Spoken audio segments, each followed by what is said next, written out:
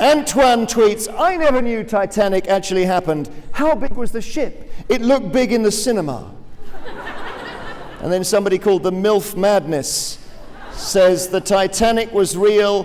Holy shit, I'm never going on a cruise. I present a daily show on Radio 2, the most listened to radio station in the UK, and it's called The Jeremy Vine Show. I also host Crime Watch, Eggheads, Points of View, and I do the election graphics, which involve a lot of gesticulating. I think I've been really lucky with my career at the BBC because I started as a trainee in the 80s, and then I was a reporter for the Today programme. I was then a political correspondent when Tony Blair was arriving and John Major's government was falling apart.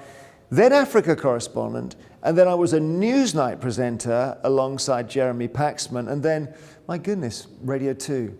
Somewhere along the way, Panorama and Crime Watch and other programs like that.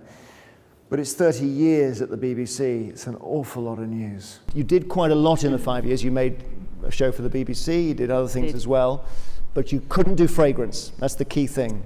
For 5 years. And for you, because reading about you, I realized that is your thing. That's what you do, that's what you love. Yes. So it must have felt like the seconds were going by very slowly.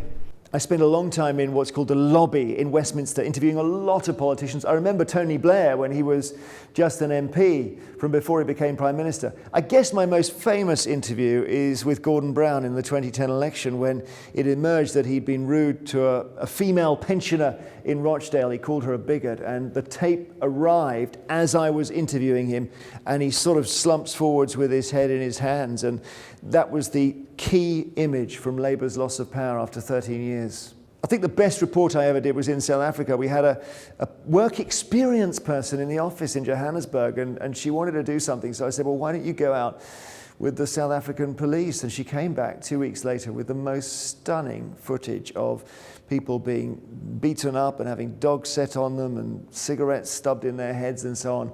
And as a result, more than a dozen officers were suspended, and Nelson Mandela, who was then president, had to give a press conference about it.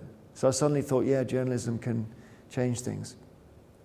I love to host events and particularly to do after dinner speeches. I think after 30 years in the BBC, I've got a lot of news experience, quite a lot of politics experience, because I also, of course, do the election graphics.